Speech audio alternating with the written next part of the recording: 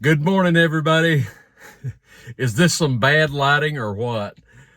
Uh, well, we are back from Missouri. It is currently about 3 o'clock in the morning on Wednesday. What date is it? I don't know. March something. I'm out in the car, pitch black dark. So just bear with me. The reason I'm in the car is because Marina is inside and she's sleeping, and I don't want to wake her up because she is exhausted. Really from the whole 2 months. She's pretty tired. And she told me when we got back home, she said last night, she said, tomorrow I've got so much work to do. She's got to work on getting everything back in order. She's got to work on taxes and all that. And then she's going to clock in and start working on the channel. But she's got to get a lot of stuff out of the way first. But she said, tomorrow I'm going to have a spa day. She has not had a bathtub all year. We got a big garden tub, and she said, that's going to be where I'm going to be today. I'll be in the tub, and I'm going to be having a spa day, and I'm giving myself a facial and all this jazz. I said, that's fine, honey. Just do whatever you want to do, and when I get home, I'll cook you some supper. So I wanted to get a video up today, and I'm up really early because I get up early anyway, as you know, but I wanted to shoot this video, and then I got to get to work and get back home this afternoon and start working on tomorrow's show. But I really wanted to get out here and cover some of the election results from last night in the states. We had Super Tuesday yesterday, as you may know, and a lot of races all over the nation. And I wanted to talk about some of them and cover some of these races. And I would just start, I guess, with the Republican primary, where Donald Trump just completely demolished Nikki Haley, as if she was any competition. She wasn't, of course. I think she won one state, which was Vermont. And she had also previously won Washington, D.C., which pretty much tells you everything you need to know about Nikki Haley, this tool of the state. She still refuses to get out. Now, later on today, maybe she will. I don't know.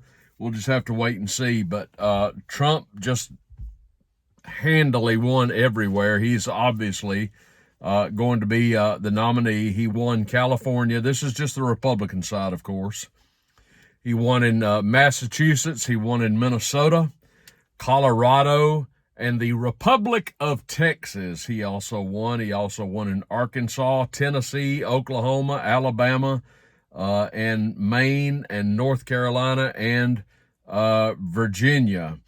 So Nikki Haley won Vermont, and from that win, she gained one delegate. One delegate. So if Nikki Haley, I got to get a little sip of coffee here. If Nikki Haley had any sense, if things were normal, she would have already gotten out of the race. She would have gotten out after Iowa, but of course, things aren't normal, and there is. I'm thinking some particular reason she's still in. Maybe she knows something we don't know. I don't know, but I think Trump's in pretty good shape, and of course Biden won all of his primaries as well. So we're headed toward a rematch. Before I continue with the election results, there's one thing I've got to touch on real quickly. You may have heard that Victoria Nuland has resigned. Victoria Nuland was a high-ranking official in the State Department, very powerful. She is a neocon, of course, famous neocon. She has had a lot of power, a lot of influence, a lot of sway. She is a person who hated Gonzalo Lira. She hates Russia. She hates Putin. She's all in for the Ukraine debacle. She could have had Gonzalo freed, of course, but she is despicable, in my opinion. and now she's gone. She's gone from the State Department, but I would assume she's not gone from the public eye. She's probably going on to something else. I don't know what, but don't forget Victoria Nuland. I doubt we are rid of her just yet. Now, let me go on to some of these other races that occurred yesterday. One that I'm really impressed with is North Carolina, where the current lieutenant governor of North Carolina won the Republican nomination there. His name is Mark Robinson. Mark Robinson is a black man. He's a conservative. He is absolutely wonderful. I love Mark Robinson, and he's going to be he is a solid conservative. Mark Robinson is going to go on to the general election in November, where he's going to be facing Democrat Josh Stein. So hopefully he will prevail. He is one to watch. Mark Robinson is a rising star in the Republican Party. Hopefully he will win the governor's race there, which will give him even more of a forum. You hadn't heard the last of this guy. Assuming he wins, which I hope that he will, I think he probably will, he is probably going to have national prominence, I would think, as time goes on. In Texas, Ted Cruz won the Republican primary handily, and he is going to be squaring off in November against Democrat Colin Allred, a former NFL player. Big liberal, of course, but Ted Cruz is looking to retain his seat in the Senate. Let's see here. Another one that I wanted to touch on is in California. California had a large field running for the Democratic nomination, and Adam Schiff won that race. He had a lot, just a slew, a handful of opponents. One of them being Congresswoman Barbara Lee. She was the one who had called for a $50 minimum wage. Real Einstein here, right? But the pencil neck geek won the Democratic nomination. That's Adam Schiff, a guy who should be charged with treason as far as I'm concerned, kind of like Biden. But Adam Schiff won the nomination for the Democratic Party, and he will be squaring off this November against Republican Steve Garvey, a former professional baseball player who played for the Dodgers, Los Angeles Dodgers, and the San Diego Padres. He's very well known, well respected, and it is possible in the ultra left-leaning state of California that Steve Garvey could actually win this race. I am hoping he will, but I don't know. Now, he's not a really right-wing conservative. He'd probably, I would assume, being more in line with somebody like Arnold Schwarzenegger, somebody like that. But I would vote for just about anybody if I were voting out there, as opposed to Adam Schiff. So, a lot of pundits out there are giving Garvey a chance to actually win this race and put a Republican in the Senate from California, which seems almost impossible, but it is possible that he could win this race. So hopefully he can prevail. And can you imagine California, for once, will you do something right and keep pencil neck out of the Senate? All right, how about this? This is not a race between people, but get this. 65% of voters in San Francisco approve a new drug screening for welfare recipients. That really caught my attention. 65% of San Francisco voters, can you believe this, said that welfare recipients need to go through a drug screening. Of course, that's true. They should. But I'm just surprised that passed in California. That's really interesting. How about this? I'm just scanning headlines here. Greg Abbott, the current governor of Texas, has encouraged Nikki Haley to drop out of the race. Hopefully, she'll take his advice. Vivek Ramaswamy says yesterday he was in a meeting with President Trump. I don't know if this was in Mar-a-Lago or where it was, but Vivek is my choice for Donald Trump's vice president. I hope he can prevail. One of the rumors I've heard is that Trump has been considering Texas Governor Greg Abbott. I do not want that to happen. There's a lot of names floating out there that Trump is considering as his vice president. Names such as South Dakota Governor Kristi Noem. It's possible he could tap Florida Governor Ron DeSantis, his main primary opposition.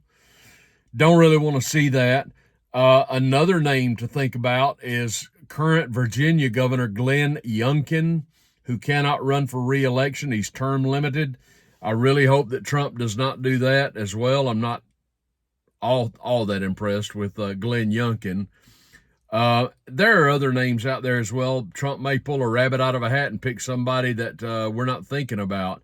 Other names to watch could include, I don't think it would be Kari Lake. Kari Lake, of course, is running for the Senate in Arizona, and she prevailed, by the way, in her race. She'll be the Republican nominee.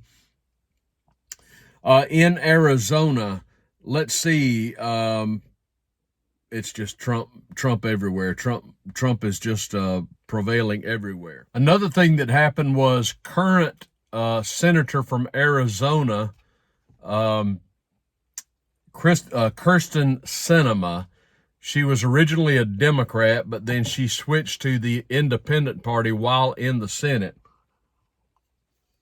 And Kyrsten Sinema announced yesterday that she is getting out of the Senate. She's retiring. She's not going to run for re-election. To her, I just simply say good riddance to you. So that's a race to watch. That's one that Kari Lake is in against her now Democratic opponent. So I think that Kari Lake is probably going to win that race. We shall see. Now, I've got to touch on this. Some of you may have heard the comments of Charles Barkley. Charles Barkley is a former NBA basketball player from Alabama.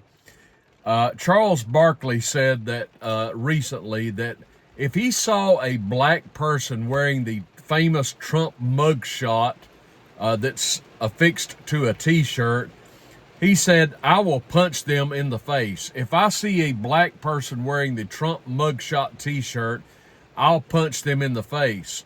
Now, there's a congressman who responded to Charles Barkley from Texas, a Texas congressman who is also black. His name is Wesley Hunt. Wesley Hunt is a combat veteran. He's a conservative, which Barkley, of course, is not. He said this, one thing I can guarantee is when you see Wesley Hunt sporting the mugshot, Sir Charles won't be punching this combat vet in the face.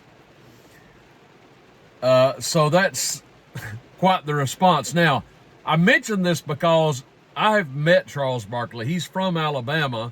And one day I was in I've actually seen him in public 3 times, but Charles was raised in Leeds, Alabama, which is just outside Birmingham. And one day I was working in one of my grocery stores, minding my own business, putting my cake on the shelf, and Charles Barkley, who is a huge man, his hands are massive, and he's just in there, he's a nice guy. He's just a home guy, but he's got some really radical political ideas. But he was pushing his buggy over toward me, and I saw him, and I turned and I said, well, hey, Charles. And he was real friendly. He said, hey, man, how you doing? We shook hands with each other. We stood there and talked for about 5 minutes. So Charles is a nice guy. He's just really misguided politically. He's always supporting the wrong people. He's a liberal. But he made the mistake of saying if he saw a black person in a Trump mugshot T-shirt, he'd punch him in the face. Well, Wesley Hunt is saying, come punch me in the face. Come punch this combat veteran in the face, and you'll see what happens to you. So anyway, Super Tuesday went, if you're voting for Republicans, it went very well, particularly for President Trump. So I think it's encouraging. We all know of the fraud in the 2020 election. I'm thinking it's looking to be a very good scenario for Donald Trump this November. We'll see what happens. There will be fraud again. Of this, I have no doubt. I'm thinking that the voters in America simply have to overwhelm the polls to overcome the fraud that's certainly going to happen. We all know that. Anyway, I just wanted to check in with you guys and talk about Super Tuesday a little bit. Kind of a short video today, but I got a lot to do today, kind of get back in gear. I slept pretty good last night. I was worn out from the trip. Marina's still sacked out, and I understand that. She's exhausted from the whole experience anyway. But she's back and in the saddle doing great, and you'll hear from her soon, I am sure, after she gets the old homestead whipped back into the level she wants it whipped back into, right? Hey, listen, everybody go out there and have a great Wednesday. It's great talking to you. I'll be back with you, as far as I know, tomorrow. Give me a comment down below if you would, and a thumbs up on the video. Subscribe to the old Triple T channel if you have not yet. Good to be with you. Thanks for joining me, and I'll see you soon.